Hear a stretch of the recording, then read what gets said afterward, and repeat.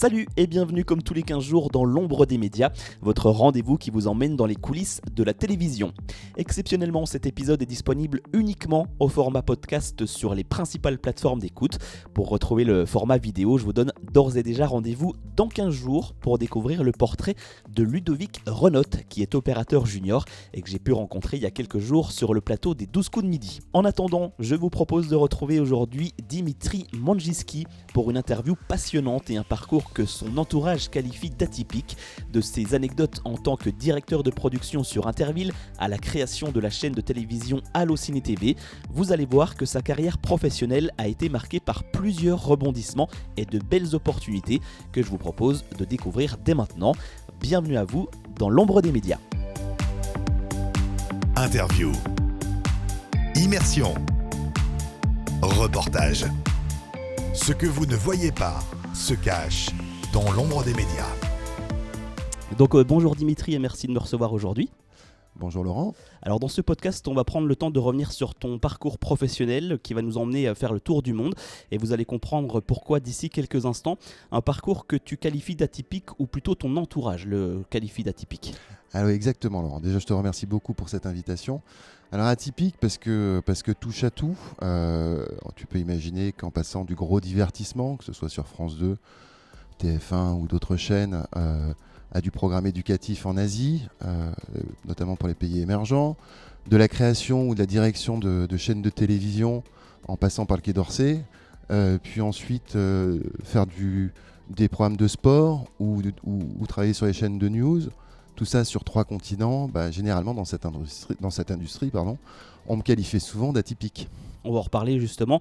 Juste avant de parler des différents postes que tu as occupés durant ces 25 dernières années, est-ce que tu peux nous parler des études que tu as suivies? Comment es-tu arrivé dans cet univers qu'est la télévision?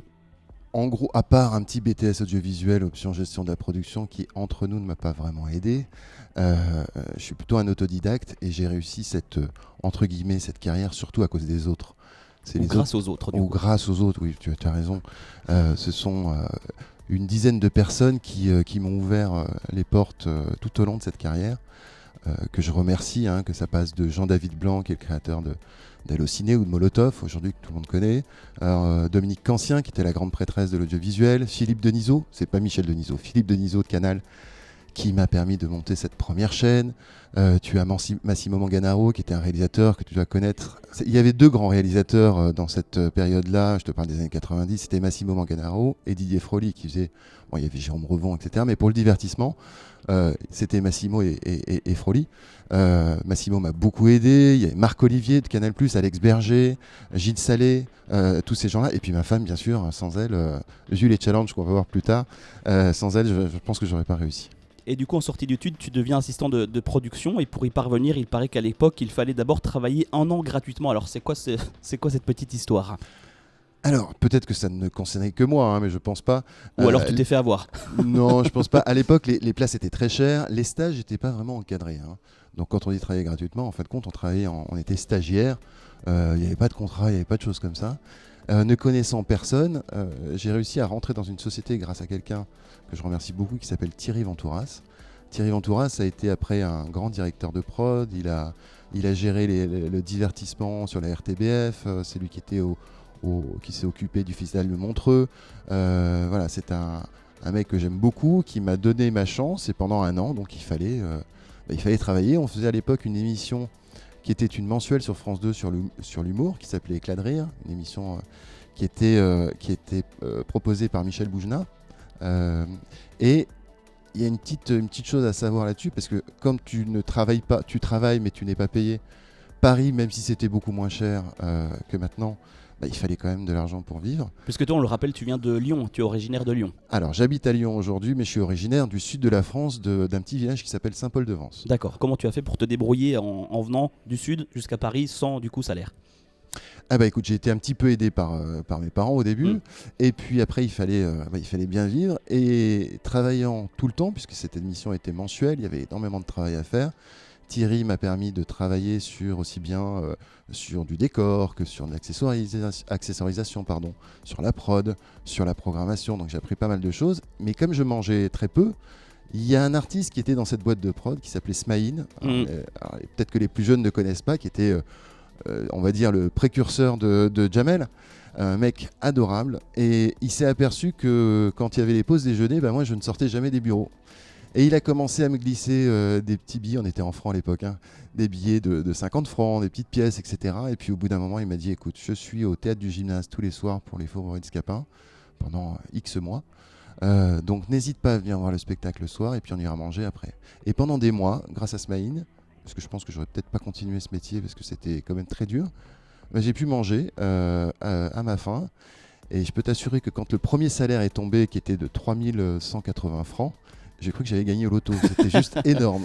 Et ensuite, donc, tu es devenu chargé de production puis directeur de prod. Alors, avant de s'intéresser à ces deux métiers, est-ce que tu peux nous expliquer la différence entre ces deux postes ? Parce que c'est vrai qu'en production, il y a beaucoup de postes à responsabilité. Alors, quelles sont les différences déjà sur ces deux-ci ? Alors déjà, je vais essayer de te répondre parce qu'en fin de compte, dans ce métier, il y a beaucoup de différents directeurs de production, beaucoup de différents, quand je dis différents, c'est pas des personnes, c'est des postes différents. Tu vas avoir des directeurs de production qui vont gérer un produit comme plusieurs. Tu vas avoir des directeurs de production qui vont travailler plutôt sur la publicité, d'autres de l'événementiel, d'autres de la télé, donc les programmes de flux. Et puis tu vas avoir des directeurs de production qui vont travailler en fiction. Et ce sont des métiers assez différents. Donc ce que je vais tenter de t'expliquer là, c'est ce que je connais, c'est-à-dire la direction de production d'émissions de flux. D'accord, ok. Donc la grosse différence entre un directeur de prod et un chargé de prod, généralement le chargé de production deviendra directeur de production sur la suite, c'est qu'il va avoir une responsabilité partielle sur un produit. On va dire, quand on dit un produit, c'est une émission. Le directeur de production, si tu veux, a une responsabilité qui est générale. C'est un peu, on le compare souvent à un chef de chantier. Il chapeaute le projet en fait. Oui, alors on pourrait dire, si tu veux, si on fait une comparaison avec une usine, ça va être celui qui va être en charge de la fabrication du produit, que ce soit une boîte de chaussures ou une émission, c'est un peu le même process. Et le chargé de production va être en charge d'une partie de cette fabrication. D'accord, donc un directeur de production a plusieurs chargés de production sous ses ordres en quelque sorte. Alors ça peut. On peut travailler avec plusieurs chargés de production, avec un seul, ça dépend après des compétences de chacun. Puis ça dépend de la difficulté des émissions. Tu ne peux pas comparer, j'ai vu que tu as fait des interviews très sympathiques, notamment d'assistants réalisateurs qui t'expliquent sur des très gros produits comme la Starac ou The Voice, etc. Tu as besoin d'énormément de monde. Il parlait des assistants réels, mais c'est exactement pareil pour la production. D'accord. Et il a tout à fait raison quand il dit que ce sont des métiers qui ne se comprennent pas vraiment. On ne parle pas la même langue. On pense à Mathieu Poupineau. Exactement. Et donc, le directeur de production, qui a une responsabilité pénale, il ne faut pas oublier, c'est-à-dire que lui, en cas d'accident sur un tournage, ça sera le premier à aller en garde à vue, doit s'assurer que l'ensemble de la production soit faite dans les règles de l'art. Il a pour responsabilité d'abord une responsabilité financière, c'est-à-dire que c'est lui qui va faire le budget, puis le devis, tu sais que c'est pas la même chose. Ensuite, c'est lui qui va gérer ce budget-là, alors il va pouvoir en donner une partie au chargé de production, par exemple de gérer les dépenses sur les moyens techniques ou sur les déplacements, etc. Il va avoir une responsabilité au niveau RH, puisque c'est lui qui va faire tout l'ensemble des contrats des intermittents, des droits d'auteur pour des artistes ou pour des auteurs, qui va gérer des CDD, des CDI. Donc il doit avoir une notion financière, une notion RH, une notion juridique aussi, parce que quand tu rédiges des contrats, il ne faut pas dire trop de bêtises, généralement c'est important. Une notion d'organisation, et ça c'est très important, c'est le plus important en fin de compte. Je te donne une petite anecdote. Je forme pas mal de gens depuis des années à la production, et je leur fais faire un premier test qui me permet de savoir si ils vont devoir travailler beaucoup ou s'ils sont faits pour ça. D'accord. Parce que tu sais, quand tu organises quelque chose, si tu es désorganisé, ça marche pas vraiment. Ouais, ça pose problème sur tout le reste du projet en fait. Complètement. Ouais. Donc c'est une sorte de logiciel de pensée. Le truc est simple. Tiens, en ce moment, il y a le Festival de Cannes. Je vais prendre donc des stagiaires et je vais leur poser une question. Je vais leur faire un brief très simple sur une émission. En disant, voilà, émission à Cannes, avant le JT, d'infotainment. Je dis, voilà, vous avez 5 minutes pour m'écrire toutes les questions qui vous viennent à l'idée pour définir le produit. Et là, tu vas voir tout de suite si une personne a le mindset qui va d'une question faire l'ensemble des sous-questions. Un exemple, ils doivent poser la question si c'est en direct ou si c'est en différé. Mhm. Si c'est en direct, ça veut dire qu'il faut un moyen de transmission. On passe comment? Est-ce que c'est un prestataire, etc. Si c'est en extérieur à Cannes, est-ce qu'il faut une autorisation? Est-ce que ça va être couvert? Est-ce que ça va être venteux? Donc c'est pas le même type de micro, c'est pas le même type de technique. Est-ce qu'il y a un animateur? Il y en a 2, il y en a 3. Donc ça veut dire autant de maquilleuses. S'il y a des maquilleuses, il y a des tables de maquillage. Bon. Donc en gros, les personnes faites pour la production vont écrire en 5 minutes 50, 60, 70 questions. Ceux qui ne sont pas faits pour... Pour déjà réfléchir à quelles questions poser. Exactement. Et ce mindset-là fait que tu vas avoir des très bons chargés de prod et directeurs de prod, et d'autres qui vont l'acquérir, mais vont mettre beaucoup plus de temps. D'accord. Et justement, tous ces cours-là, tu les donnes où? Parce que tu dis que tu formes en production, mais ça se passe où? Alors, j'ai été formateur au CIFAP, qui est un excellent centre de formation qui est à Montreuil, mais ça c'était il y a des années. Je le fais dans le cadre des montages de chaînes de télévision.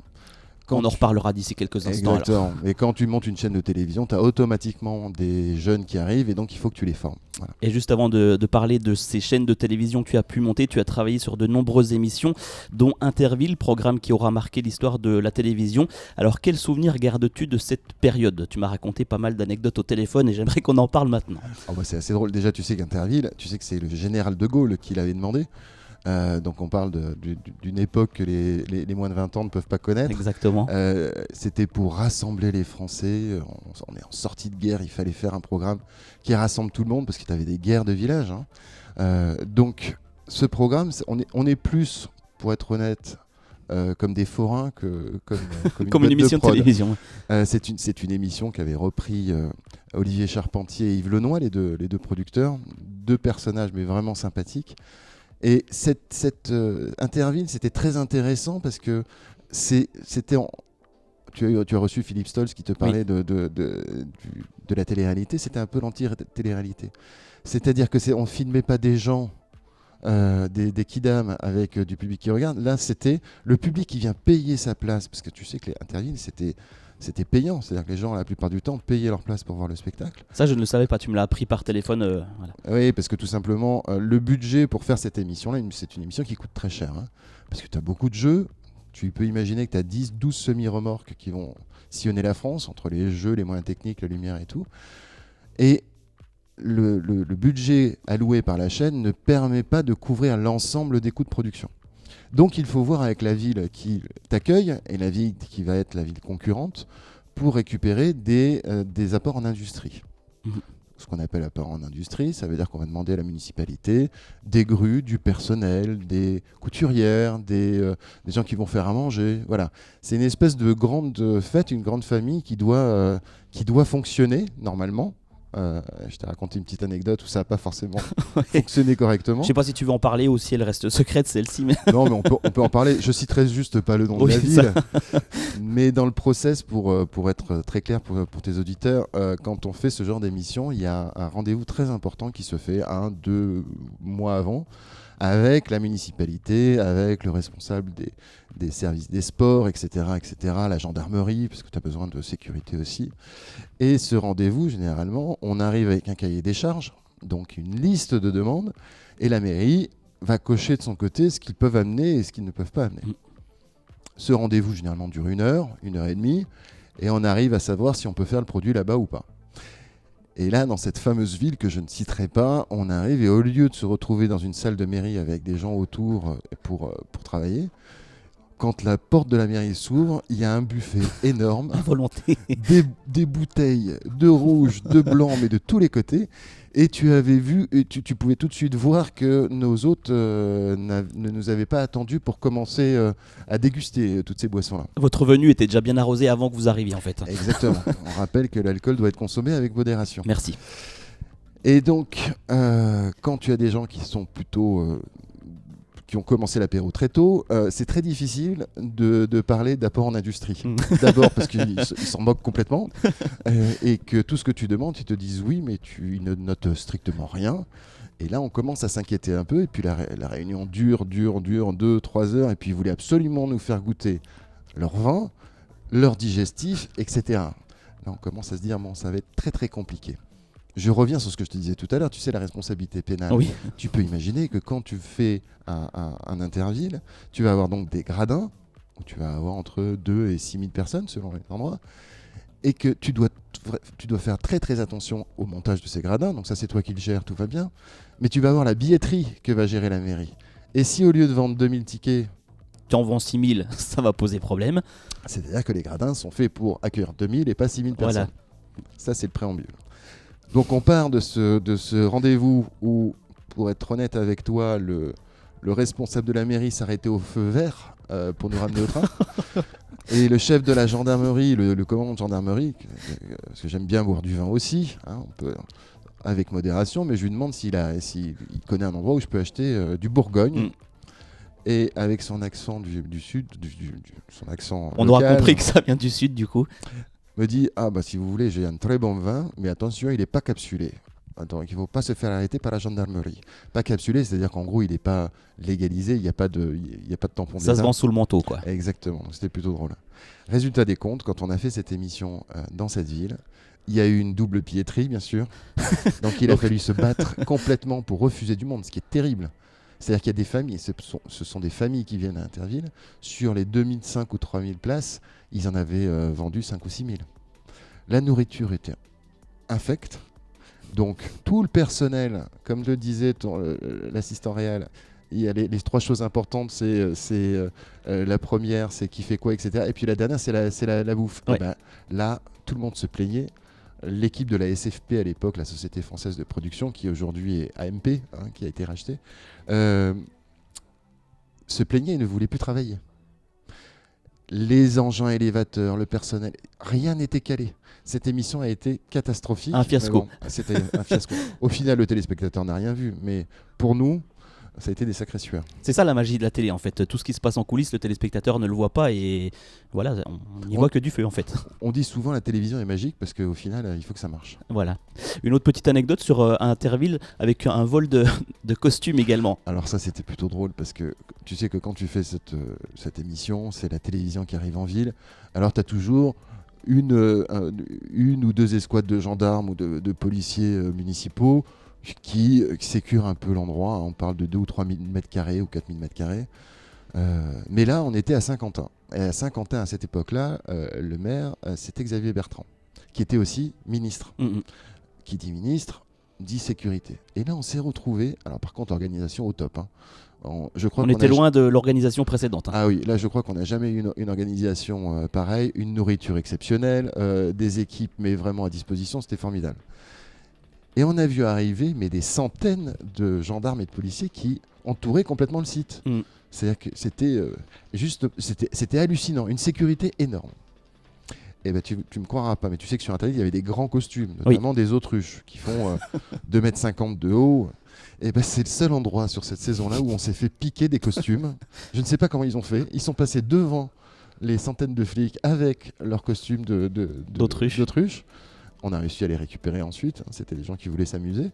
Mais c'était plutôt drôle. Oui.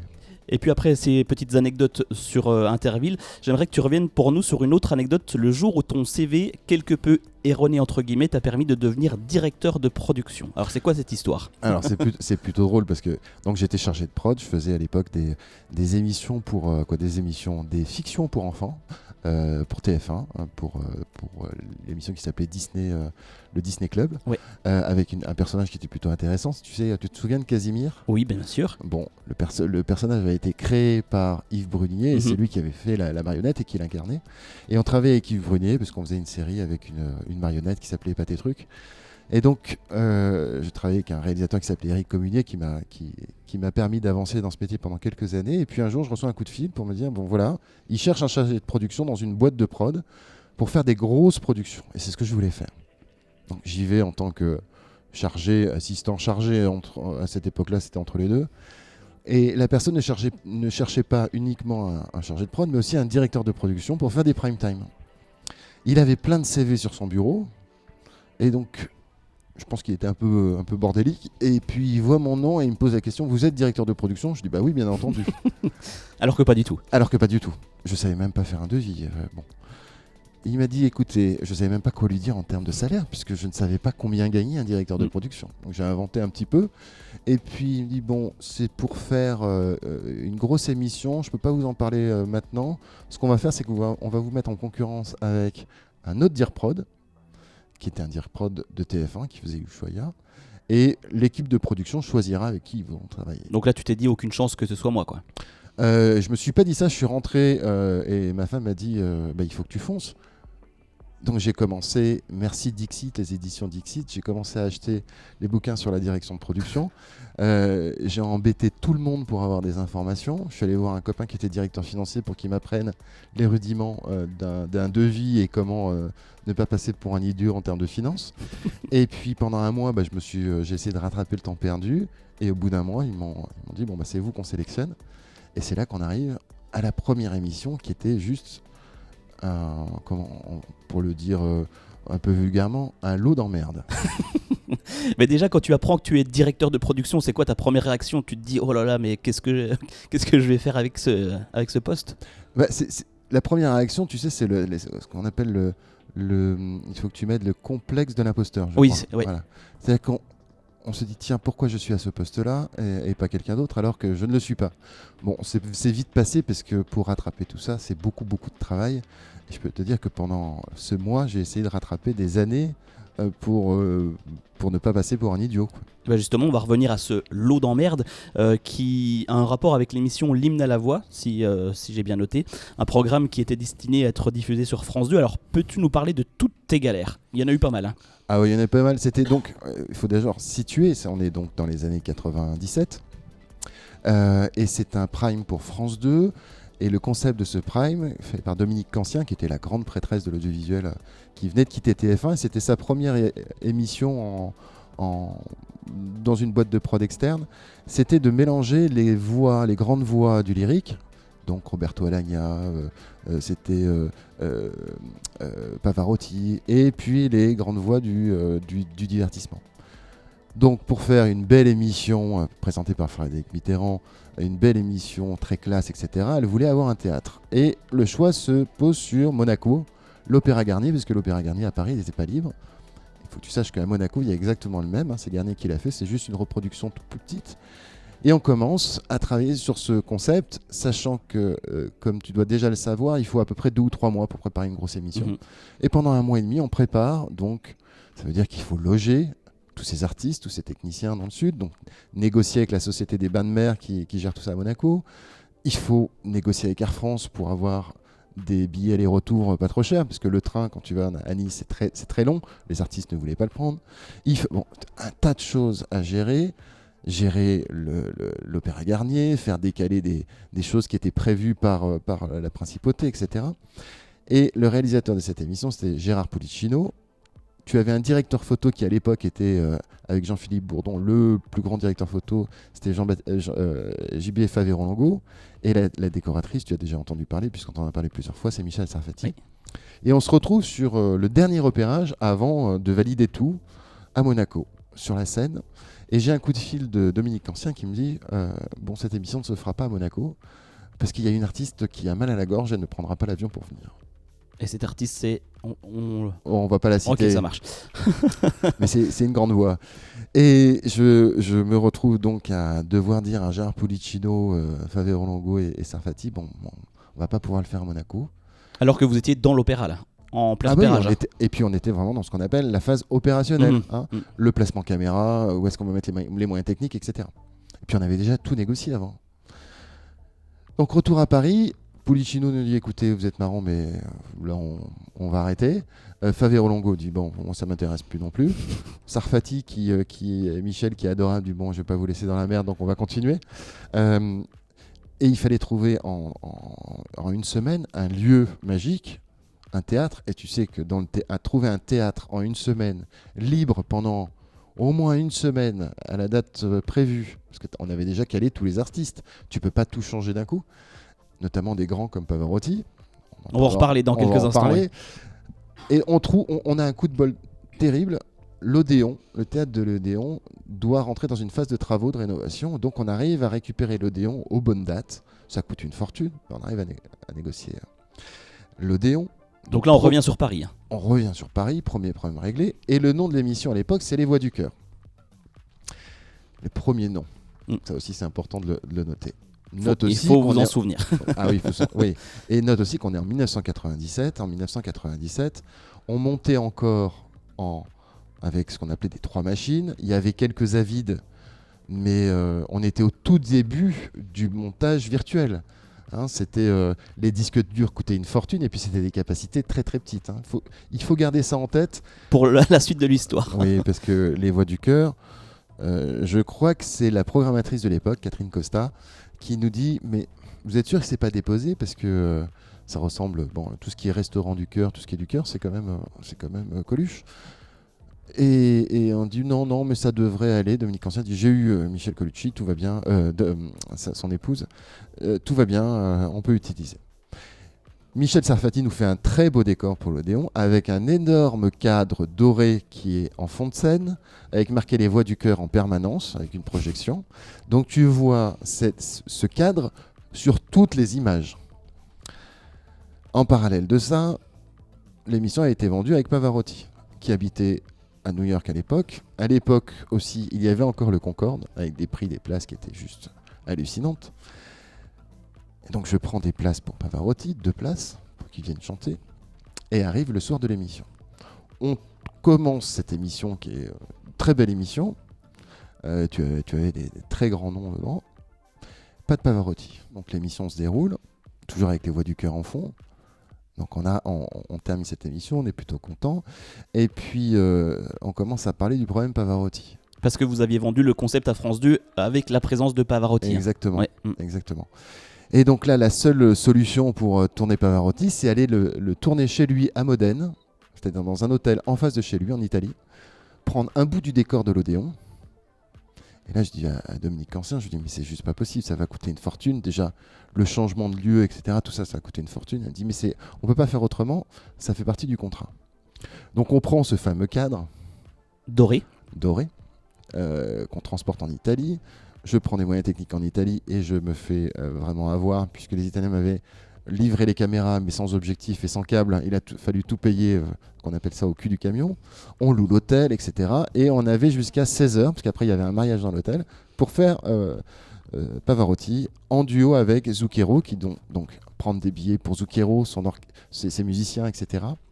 Son accompagnateur, qui est un mec génial, qui s'appelle Henri Padovani. Pour la petite histoire, c'était le 4e ou le 5e de Police, qui a quitté Police juste avant le premier succès. Et donc, on arrive à Modène avec Charlotte Delachaux, qui était la productrice à l'époque, qui nous a quittés malheureusement. Avec Charlotte et puis avec Michel Sarfati, on monte ce petit bout de scène. Ça marchait plutôt bien et on attend Pavarotti, qui ne vient pas. À 11h, il n'est toujours pas là. Et donc, Henri Padovani, l'agent de Zucchero, dit bon, je vais aller chez lui et je vais te le ramener. Sauf qu'à 11h30, il m'appelle et il me dit bon, le maître veut manger, donc il viendra pas tout de suite. Ok. Je dis ok, est-ce qu'il y a d'autres demandes? Oui, il veut son chef d'orchestre. Je dis mais il va chanter en PBO, c'est-à-dire en playback orchestre. Tu as une bande avec la musique et puis il ne fait que chanter dessus. Il dit oui, mais il veut son chef d'orchestre. Donc on loue une voiture, on fait venir le chef d'orchestre de Pavarotti de je sais plus quelle ville qui nous rejoint. Et à 13h30, n'oubliez pas qu'à 16h, il faut qu'on libère l'hôtel pour un mariage. 13h30, 14h, toujours rien. J'appelle Henri Padovani, je dis mais qu'est-ce qui se passe Henri? Il me dit mais là le maître se repose, il veut faire la sieste. Je dis attends, là ça va devenir compliqué. Mais là il se passe quoi dans ta tête? Là je commence vraiment à bouillir parce que tout ça c'est beaucoup d'argent, qu'on n'est vraiment pas sûr d'avoir cette séquence. Et je suis en train de me dire si jamais il vient pas, on a dépensé des centaines de milliers de francs pour rien. À l'époque, on est en francs. À 14h30, Padovani me dit bon, il aimerait bien qu'on décale ça demain matin. Je dis non, c'est pas possible. C'est pas possible. Donc il me dit il viendra pas. Là, je commence à dire bon, on va tout arrêter. Et je reçois en même temps un fax. À l'époque, il y avait des fax de France 2 qui dit n'oubliez pas de dire au maître Pavarotti qu'il doit remettre le ballon d'or à Zinedine Zidane, que 2 gendarmes mobiles l'attendront au Bourget pour l'amener je ne sais où. Donc le lendemain. Donc là, en fait, vous êtes en Italie pour quelque chose que vous auriez pu limite faire à Paris puisqu'il était censé venir le lendemain finalement. Exactement. D'accord. Je commence à dire aux équipes, bon, on va couper, tant pis, je me voyais déjà perdre mon poste, etc. Et là, tout d'un coup, le maître arrive Donc il est habillé sur scène. On fait sa chanson plus le duo avec Zucchero, qui entre-temps avait bien lui aussi attaqué l'apéro. Et je vais voir l'agent de Pavarotti, je lui dis, qui s'appelait Terry, et je lui dis Terry, tu n'oublies pas que demain, le maître doit remettre le ballon d'or à Zidane. On parle quand même de Zinedine Zidane. Ouais. Elle va le voir, et puis le maître dit, mais c'est qui Zidane? Un joueur de foot? Non, ça m'intéresse pas. Donc nous, on court chercher un ballon. On le ramène à Terry, on lui dit, est-ce qu'il peut au moins faire un message vidéo en disant qu'il donne le ballon d'or à Zidane? Alors, il joue le jeu, il dit Zizou, golden player, golden champion, this ball is for you. On tourne ça. Bon, France 2, je crois, avait perdu la cassette, ils l'ont jamais utilisée. Mais voilà, ça c'était la première galère avec Pavarotti. Donc, on a réussi à l'intégrer dans l'émission. Mais à ce moment-là, on s'aperçoit que les voix du cœur, on ne peut pas les utiliser parce que Véronique Colucci nous dit non, c'est hors de question. Donc, à la palette, il faut imaginer, on est en 97 où c'est les débuts des palettes, etc. À la palette, retoucher chaque image par image. Et puis en plus, le logo était sur tous les plans de toutes les caméras, quoi. Bah oui, parce que quand on parle de ce cadre doré, on parle d'un cadre qui faisait, je sais pas, 4 ou 5 mètres sur 3. Donc il a fallu tout retoucher pour avoir au final une émission qui a fait un énorme succès sur France 2. Mais alors, pour une première, je crois que c'était un bon baptême. Là, tu as validé un petit peu ton statut de directeur de production, du coup. Ah bah là, c'était valider le statut de directeur de production. C'était en même temps, pas fait exprès, mais c'était un énorme bijoutage. Et je crois qu'après, tu es prêt à faire n'importe quelle émission. Et du coup, les voix du cœur se sont transformées en l'hymne à la voix, c'est ça? Voilà, qu'on a fait ensuite au Maroc, qui était une émission merveilleuse, réalisée par Massimo Manganaro, parce que celle dont on parle à l'Odéon, c'était réalisé par Didier Froli. On en a fait ensuite plusieurs en studio pour essayer de limiter un petit peu les frais. Mais c'était un très bon souvenir. Et on va s'intéresser maintenant à un autre poste stratégique que tu as occupé à la fin des années 90, début des années 2000, avec Canal+, qui t'appelle pour te confier la création d'une chaîne de cinéma, donc Allociné Télé. Alors quand on te propose un tel défi, quelle est ta première réaction ? Parce que c'est quelque chose que tu n'as jamais fait en fait quand on te propose ça. Alors j'avais travaillé sur 2-3 projets pour multithématiques, mais c'était des débuts de projets de chaîne et franchement j'avais aucune expérience ni compétence là-dedans. Mais j'étais en train de faire mon marché et puis là j'ai Philippe Denisot qui est quelqu'un que j'aime beaucoup, qui était chargé de mission à Canal et qui avait je pense lu en moi peut-être une capacité à faire ça. Et puis il me dit écoute, ça serait peut-être pas mal que tu ailles voir Jean-David Blanc, qui est donc le fondateur d'Allociné. Il veut monter une chaîne d'information sur le cinéma, peut-être que tu peux correspondre. J'ai rencontré Jean-David, ça a été un coup de foudre, parce que ce mec c'est mon mentor, c'est la personne la plus brillante que j'ai rencontrée dans ma carrière, qui m'a confié avec Franck Keller qui s'occupait des programmes. En gros on était une équipe de 3 personnes, il y avait 4, il y avait Patrick Holzman qui était l'assistant l'associé de Jean-David, qui aujourd'hui est le créateur de Black Pills, qui est un producteur, un très bon producteur, Jean-David Blanc. Et puis pour la partie opérationnelle, il y avait donc Franck Keller qui s'occupait de la direction des programmes. Et moi, je m'occupais de tout le reste. Et donc, avec Franck, on a monté cette chaîne de la page blanche, avec toutes les consignes de Jean-David, pour en faire une chaîne d'information sur le cinéma, 24 heures sur 24, avec un flash cinéma toutes les demi-heures, avec 2 ou 3 heures de programme frais par jour, ce qui était assez énorme, avec un habillage absolument magnifique, fait par Baréjo, ceux qui faisaient l'habillage du Petit Mineur, qui continue à le faire d'ailleurs. Et c'est peut-être la meilleure expérience de ma vie. Et d'ailleurs, pour enregistrer tout l'habillage musical, vous êtes parti, c'était dans quel pays ? Alors ça, c'est une histoire incroyable, parce que c'est là que je dis, Jean-David est quelqu'un d'exceptionnel, c'est qu'il n'y a pas de limite avec lui. Même si on avait un budget qui était ridicule, ça n'empêche pas d'avoir des idées. On avait un vieux slogan en France qui était « Quand on n'a pas de pétrole, on a des idées ». Là, c'est un peu le cas. Et il me dit « je voudrais avoir un compositeur exceptionnel pour faire cette musique ». Il me dit « Il faudrait qu'on ait Michel Legrand ». Je ne sais pas si, pour les plus jeunes, ne connaissent pas Michel Legrand. Michel Legrand, c'est 12 nominations aux Golden Globes. Il en a eu un. C'est 5 nominations et 3 Oscars. Je ne sais pas si tu vois à peu près le niveau. Oui. C'est plus d'une centaine de films. Il a travaillé avec Aretha Franklin, Frank Sinatra, avec Michael Jackson, avec Aznavour, avec Louis Armstrong. Quelqu'un qui n'a plus rien à prouver, quoi. Un géant. Ouais. Et je dis mais c'est juste impossible. J'ai dit, il va pas accepter de venir travailler, surtout qu'il me restait comme budget, je crois qu'il me restait 100 000 francs, 15 000 euros. Et essayons. Donc on appelle Michel Legrand. J'étais un copain de son frère qui faisait des BD. D'ailleurs, Benjamin Legrand, son frère, est celui qui a fait cette série. Tu vois cette série sur Netflix aussi, c'est tiré d'une BD qu'il avait faite sur le train qui ne s'arrête jamais. Je me souviens plus du titre. Je pourrais pas t'aider là-dessus. Et donc Michel Legrand arrive au bureau et on lui explique le principe en disant bah voilà, c'est une chaîne sur le cinéma, est-ce que ça t'intéresserait de faire l'habillage sonore? Et il dit c'est formidable, j'adore, etc. On va faire ça avec une centaine de musiciens.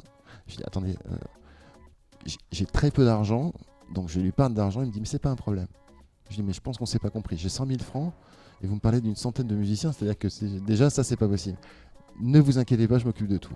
Et là, on s'est retrouvé au Bourget avec Michel Legrand qui pilotait son propre avion et un copain à lui, ils avaient le même âge donc c'était pas très rassurant comme pilote mais bon. On est parti à Bratislava pour enregistrer donc avec ses 90 musiciens. C'était juste magique, mais magique. 4 heures d'enregistrement pour faire tous les thèmes, que ce soit les JT, les émissions sur le cinéma, parce qu'on travaillait à l'époque avec le film français. Sophie Dagbert, qui était la rédactrice en chef, qui recevait toutes les personnes qui comptent dans ce milieu-là. Il y avait une émission avec Waggy Takla, qui était le traducteur des stars, qui nous a permis d'avoir Harrison Ford, George Clooney, tous ces grands artistes qui venaient sur le plateau. On avait des émissions qui étaient beaucoup plus sur le cinéma western, etc. Donc il avait fait des thèmes pour tout. Et c'était une expérience juste magique. Mais c'est lui qui a composé toutes les mélodies, en fait. D'accord, ok. Ça marche. Et puis donc après Allociné, tu as commencé à voyager pour créer 2 autres chaînes de télévision, dont Africa News, la petite sœur d'Euronews. Combien de temps t'as pris le montage de ce projet ? Alors, une chaîne, si tu veux, c'est un peu comme un enfant. C'est-à-dire que c'est généralement, la période moyenne, c'est 9 mois. 9 mois de gestation pour faire une chaîne. Après, tu as des chaînes qui sont plus ou moins longues. C'est vrai que quand tu fais une chaîne de documentaire, c'est beaucoup plus rapide. Une chaîne de news, c'est un tout petit peu plus long parce que tu as des process qui sont beaucoup plus longs pour arriver au résultat. Ça a pris pour Africa News entre 9 et 12 mois. C'est très très intéressant de travailler sur des projets comme ça parce que tu pars, surtout que c'est à l'étranger. Là, en l'occurrence, c'était au Congo-Brazzaville. Il faut que tu trouves un bâtiment pour accueillir la chaîne, que tu trouves le personnel. On était à Pointe-Noire, donc tu n'as pas du tout de techniciens sur place.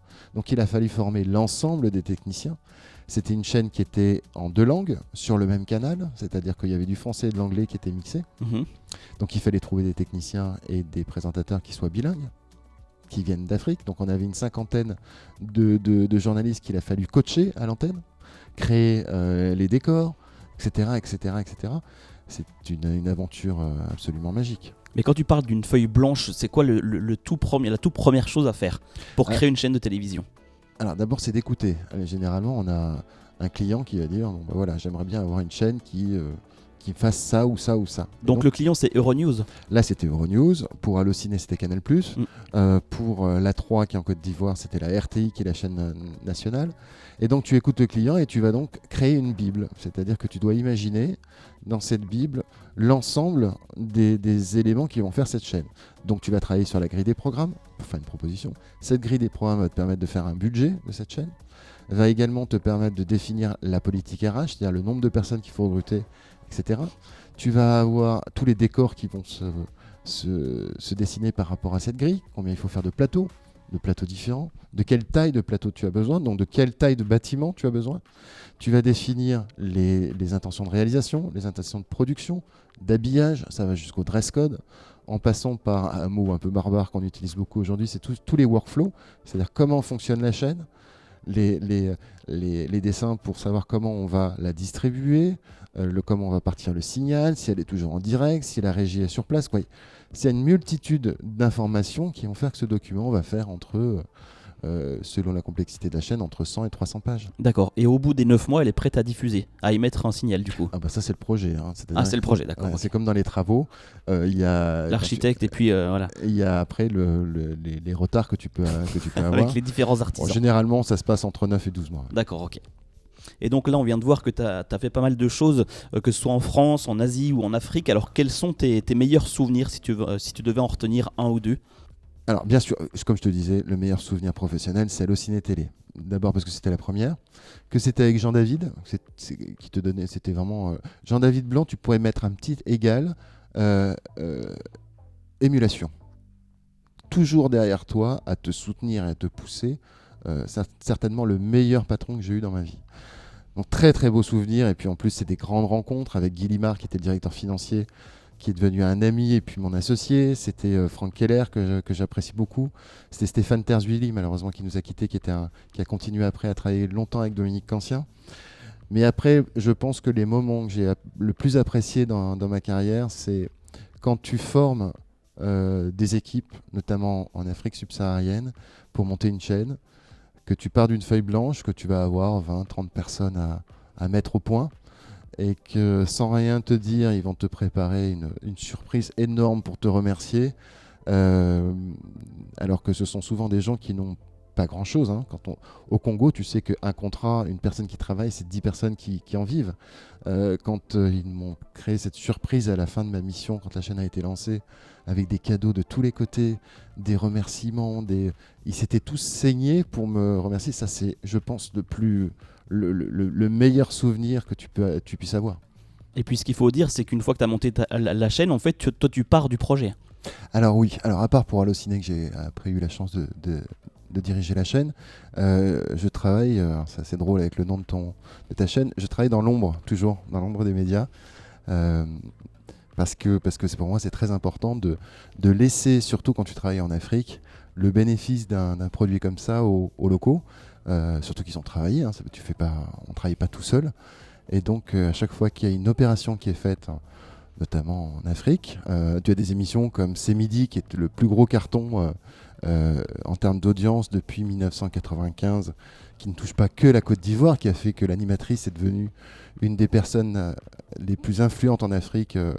Elle a même fait la une de Forbes, etc.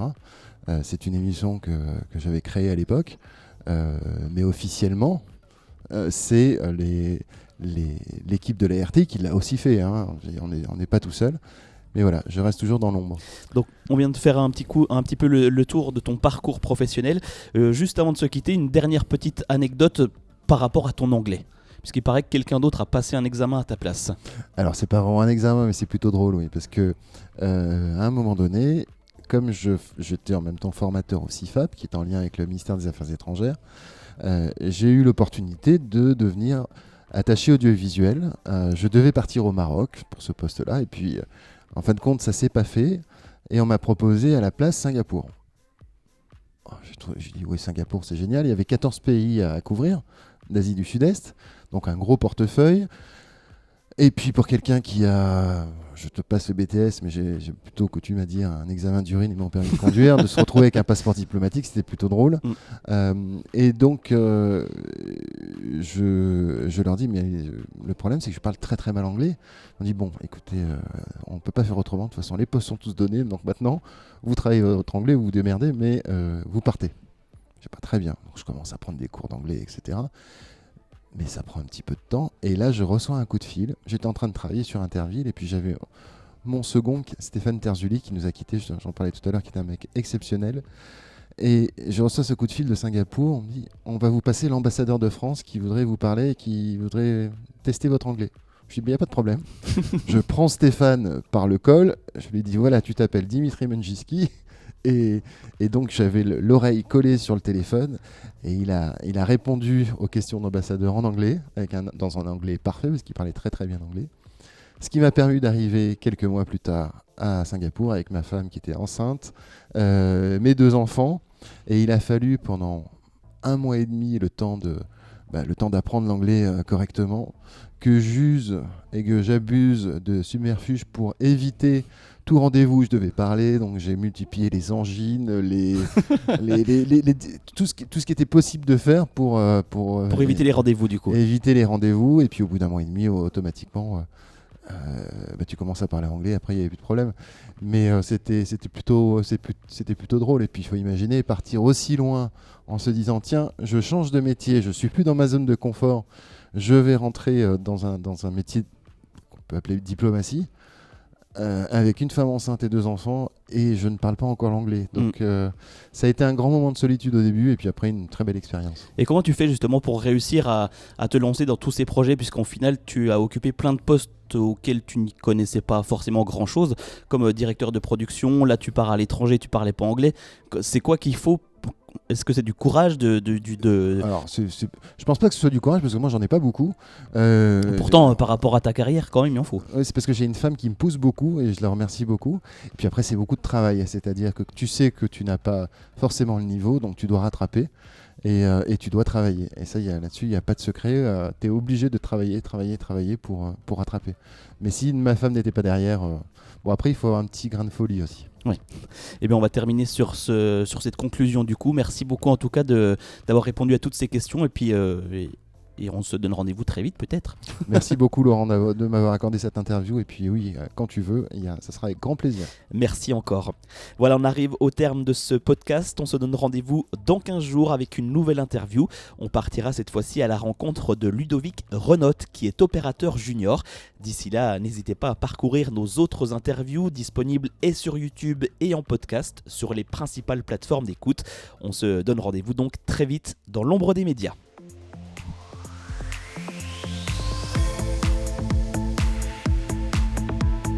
Ce que vous ne voyez pas se cache dans l'ombre des médias.